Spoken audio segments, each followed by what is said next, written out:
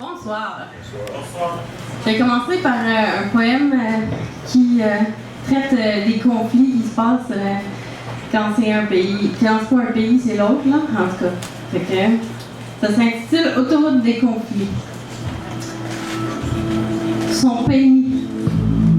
Aux routes vaincues, bordées d'autant de corps cordés que de pierres dispersées, sur lesquelles sont écrites les silences d'enfants meurtris. Son pays, dominé par l'âcre du temps qui cultive les heures d'idéaux, dans des bombardements justiciers répandant la mort de l'homme avant celle de sa coutume. Son pays, de controverses dînés dans critique autre part, sur des tables d'or, enrichissant le muscle apocalyptique que sont les débordants portefeuilles d'élites malpensantes. Son pays, de religion cocon, qui prêche l'œil pour œil, sainte terre de guerre, agenouillée pour le salut de sa nouvelle poussière d'histoire, il était une fois perdu. Son pays, de sang-froid jusqu'à la lie de l'être, le fusil trop jeune pour y mettre frein, la haine, un véhicule qui circule sans jamais exploser. Son pays, militant militarisé, envahi par quelques étrangers de corps et d'esprit, bientôt désespoir commun pour de malheureux milliers de simples billets bruns. Combien de fois se répétera la pavillère dans une main tendue? Son pays, l'a probablement déçu en demeurant si vulnérable et bien incapable de paix, à prier qu'on violente un frère et mutile une sœur, à oublier que je n'ai point dans les âmes que poussent les fleurs.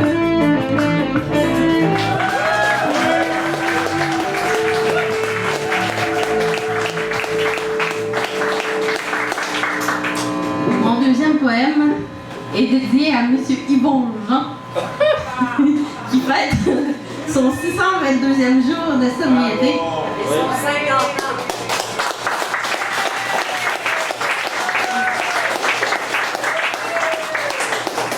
Et ça s'intitule L'heure de la révolution. La survie dans son œil est une épopée qui cerclait les tables de flétrissure éthylique. Confronter le monde pourri de sa poétique nourrie enfante les drames, mais l'encre de sa détermination à creuser les terrains les plus accidentés. Le géant nous attrape des nuages avec les mains du cœur, embourbés dans le temps. Fuck the world, feel the words. Le chapeau d'une quête se tient bien droit sur une âme d'abondance. Humain contre humain, la chaîne des métaphores se construit. Elle nous poursuit de rêve pour entraver nos vieilles guerres. Il est la voix de chacun, résonnante d'ubiquité. Le ciel et l'enfer en font leur pont de réalité. Imparfait, amoureux des occasions à saisir, derrière son appareil photo, il immortalise les vagues d'images d'un personnage à la fois. Mon grand frère des mots, je salue ta verve, ton dévouement à rétablir l'équilibre entre les créateurs et tant de langues de serpent. J'estime cet authentique et viscéral besoin d'exprimer la vie à travers ses méandres.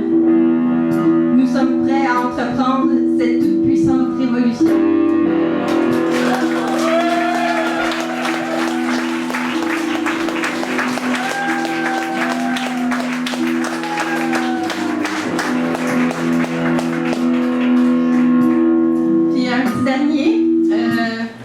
Qui est un de mes coups de blues. Et ça s'intitule « N'est-ce pas amusant ?» Je me sens d'abandon. Devant le miroir de l'impossible, à aiguiser ta déception pour motiver mes échecs. J'ai la tête vide d'un crayon sans encre, d'un chant sans musicalité, d'une route déserte. Je ne m'ennuie pas de la liberté.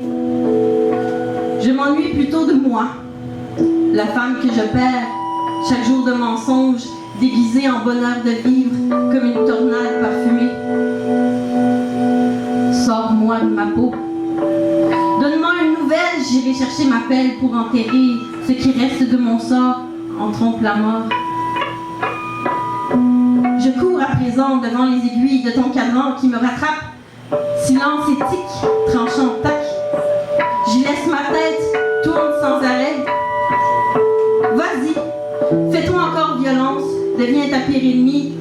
Accuse la vie de ton inexistence, pédale dans tous les sens, seulement pour échapper à l'ennui.